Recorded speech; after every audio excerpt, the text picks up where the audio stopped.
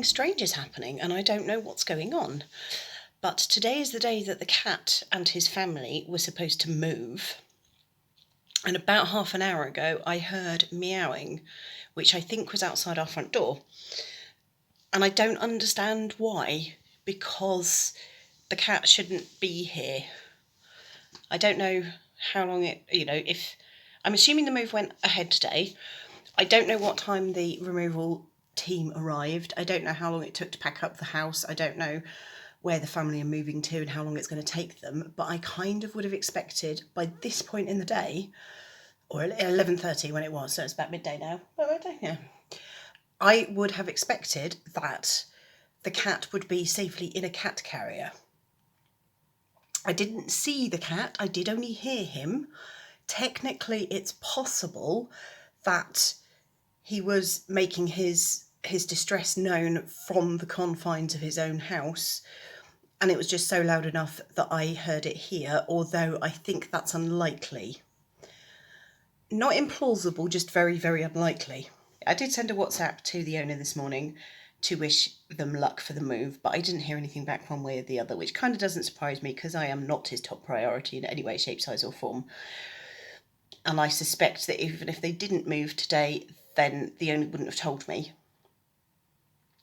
And yeah, I was kind of making breakfast, and well, a late breakfast, and looking out of the window, and because we're so used to seeing the cats running around here, there and everywhere.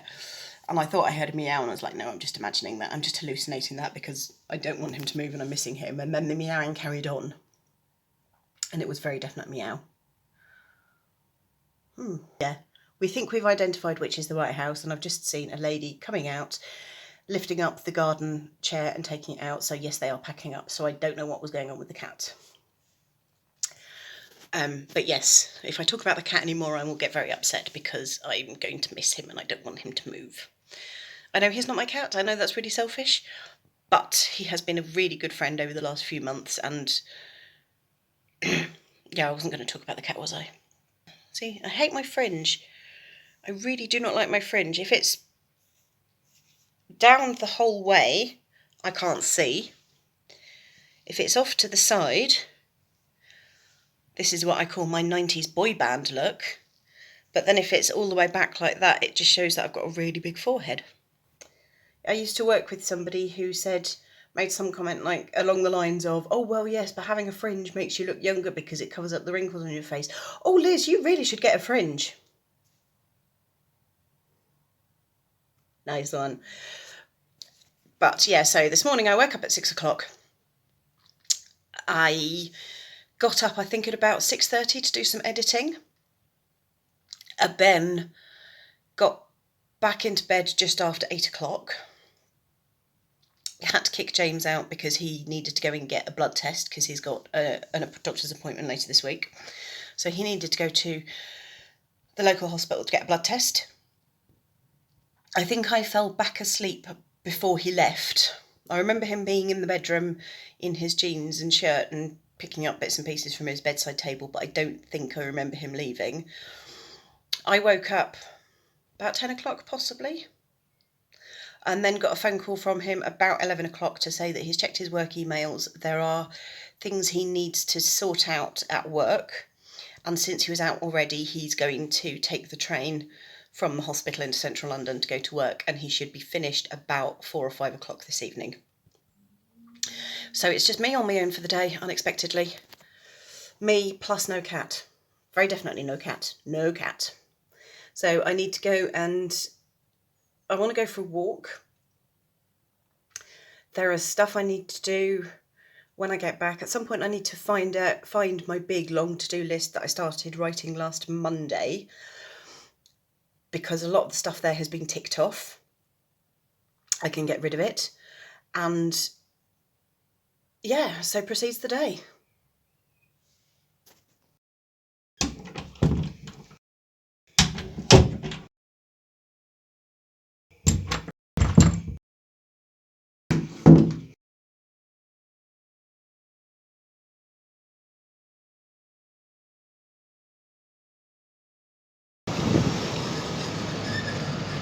Yeah, there's another car. Ignore me when I said it's suddenly really quiet. Take two. I've recorded up against this wall before, but normally I'm interrupted by traffic. There was a couple of cars that came past during my first edit, but apart from that, it's absolutely silent. There's hardly anything here. It's very strange. But yes, as I came out of my front door this morning, what looked like the tail end. Yeah, there are some cars.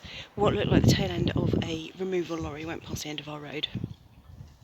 So I think that's fairly conclusive. And to be honest, I just want to go home and cry, because I'm going to miss that cat like anything. But this is my one-a-day designated government exercise. So if I go in now, I can't go off to the shops, and I need to go to the shops because I want some vegetables for dinner this evening. So onward. Onward.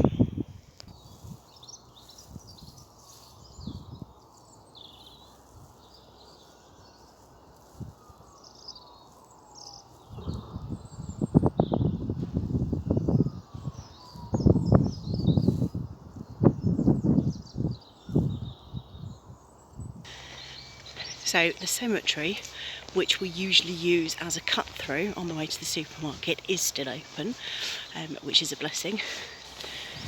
But yeah, to be honest, the whole dead people thing kind of fits my mood at the moment.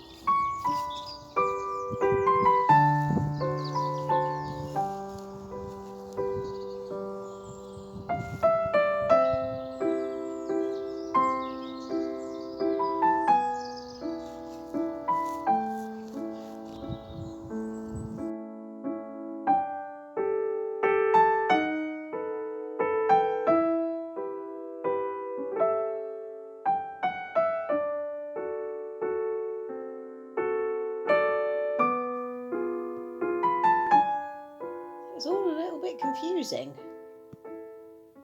because after being told that today was the day that Mew and his family were going to move, he came by this afternoon. He was waiting on the doorstep when James came back from work. So we don't know what's going on.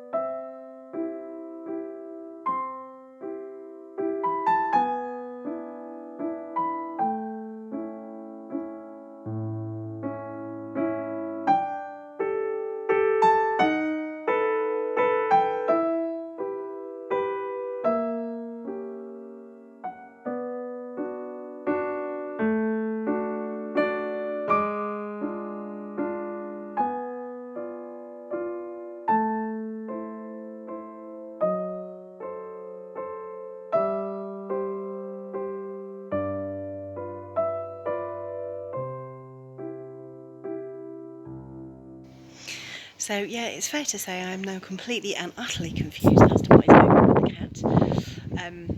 I came back from Asda earlier today and was half expecting to see him sitting on the front step as if to say, well, what on earth took you so long? Where have you been? And he wasn't. And I came in and I started WhatsApping a friend of mine about how he'd left, but I still heard him at 11:30 this morning, and she said, well, I think that was him saying goodbye, which absolutely finished me off, and I spent about 20 minutes, half an hour crying on and off, sort of big, proper heaving, blubbing sobs and big red eyes.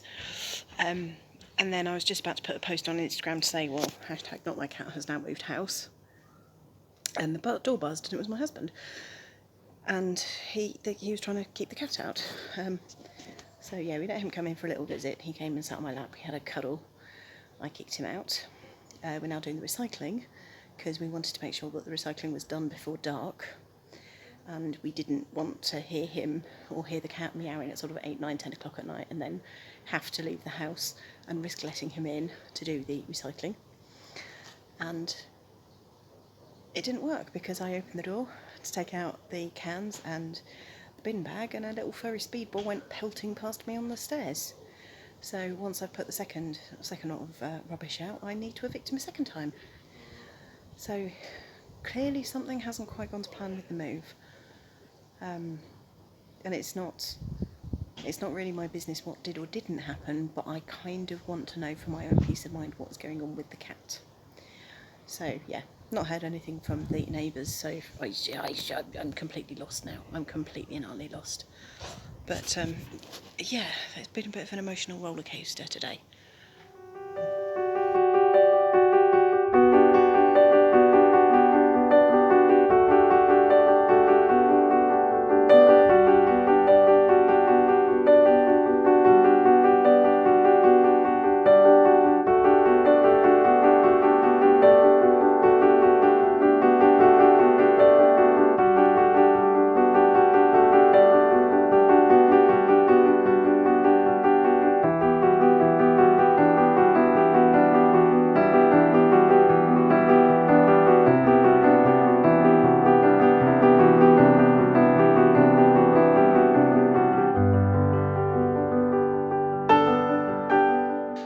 Oh my, has today been a bit of an emotional roller coaster. After thinking that the cat's family were moving today, and after seeing what I thought was their removal lorry around lunchtime, he then turned up on the doorstep waiting for my husband when James came back from work. And then we sort of let him out and he was quite happy to go out. I went out to do paper recycling and whoomph, the cat was back in again. And then equally quickly, whoomph, he was back out again. And about 8 o'clock, I think, this evening, James looked over to the house, the cat's house, or the cat's owner's house, and said, oh, look, they're still there. The lights are still on. So they haven't actually moved today at all. They're clearly in the process of moving, but they haven't gone. So all of my upset and all of my crying today was for nothing, because he's still here. So presumably they're going to be moving again tomorrow. Or, well, maybe not moving again because they can only move for once, but I presume either tomorrow or the day after will be the final day in the move process. At that point the cat will be gone completely, but I'm not quite sure how long my nerves can take this. I mean, yes, there are bigger problems in the world at the moment than the neighbour's cat, but it has made me very sad.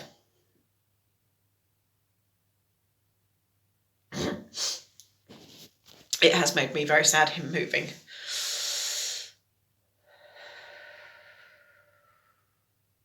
I suspect under normal circumstances I would be able to be a lot more resilient and cope with this a lot better.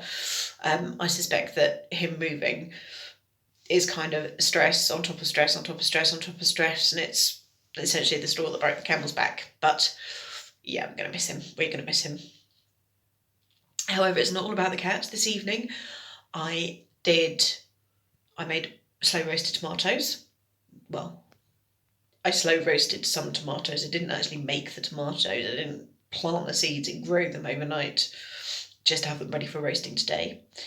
So that was 2 punnets worth. And I also had a great long phone call with a friend of mine who's having COVID-related stresses at work, which I'm not going to go into because it's not my story. But yeah, she's stressed out, she's not happy, and I can understand why. And that's Tuesday.